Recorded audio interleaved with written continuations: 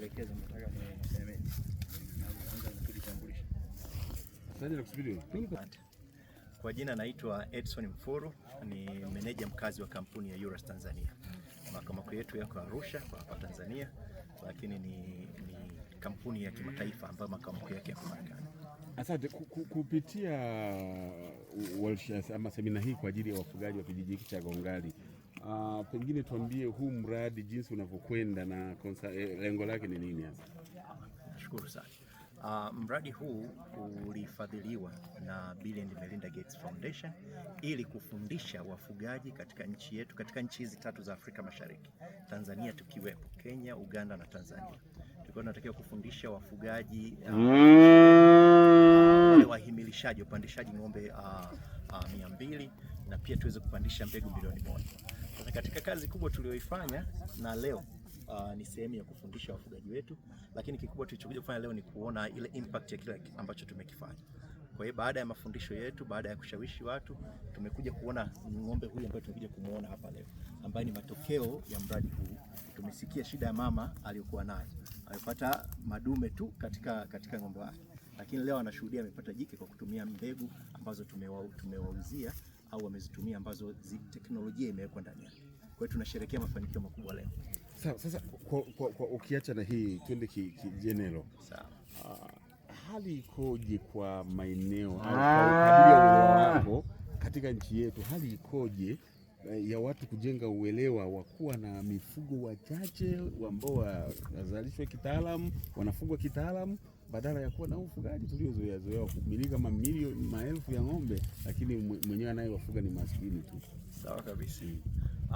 Umesikia kwamba Tanzania ni nchi ya pili Afrika kwa idadi kubwa ya mifugo, hasa ng'ombe. Lakini utasikia serikalini pia inasema kwamba pamoja na kwamba tuna idadi kubwa ya mifugo, tija ya hao ng'ombe ni ndogo, au uchangizi wa sekta hiyo ya mifugo kwenye pato la taifa huko chini. Na kikubwa inasemekana ni aina ya ng'ombe ambao tunawafuga. Kwa hiyo sasa sisi kama Eurus Tanzania tumekuja kusaidia hilo ili kuongeza tija. Tuwe na ng'ombe wachache ambao wanaleta tija, kama ni kwenye maziwa, kama ni kwenye nyama, wachache lakini wanaofanya vizuri. Na kwa kufanya hivyo tunasaidia sasa kipato cha mfugaji kinapanda, lakini pia tunatunza mazingira. Tunapunguza idadi kubwa ya mifugo kuwa na wachache lakini wenye tija kubwa. Mimi nilitaka swali moja tu jazi hapa. Karibu. Huku vijijini asilimia kubwa ya wafugaji hawapendi sana kufuga, wanapenda sana mitamba sio ya kike kuliko madume, si ndio? Sasa nilitamani uiunganishe pale kwamba pia mlipokea kilio cha watu kuhusiana na kwamba wanazaliwa madume sana, ambao madume wana gharama kubwa, si ndio? Sasa mnataka kujaribu kuangalia namna ambavyo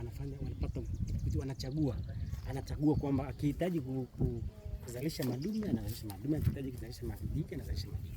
Lakini pia sio kibaya kama utatueleza kwamba teknolojia kama hii ishafanyika wapi, ishaleta matokeo wapi, kama ipo, lakini kama ipo inaweza kesha. Ilikuwa kwaje mpaka mkaona kuna umuhimu wa kuja huko? Wananchi wengi au wafugaji wengi wamekuwa wakilalamika, hasa kwa wale wafugaji wa maziwa. Maziwa yanatolewa na ng'ombe jike. Sasa na wafugaji wanataka wapate ng'ombe jike, lakini anapandisha anapata ng'ombe dume. Sasa uzuri wa teknolojia imetuletea solution au imetuletea ufumbuzi. Na huo sisi kama Eurus Tanzania tumeleta ufumbuzi huo. Sasa tunazo mbegu ambazo zimechambuliwa, tunaziita sexed semen. Unapopandisha mbegu hizi, then unakuwa na uhakika wa kupata jike kwa 95%. Kwa hiyo Eurus imeleta utatuzi kwa ile tatizo ambalo wafugaji walikuwa nalo la kupata madume ambayo hayatupatii maziwa. Kwa hiyo teknolojia hii imeanza kwa muda sasa katika mataifa yaliyoendelea, inatumika sana hasa kwenye ufugaji wa ng'ombe wa maziwa. Kwenye ufugaji wa ng'ombe wa nyama sio sana, kwa sababu tunahitaji majike kwenye maziwa. Kwa hiyo ipo katika nchi za Kiafrika sasa, na hata hapa kwetu Tanzania ipo sasa, na imeleta mapinduzi makubwa kama ambayo tunayashuhudia leo. Asante.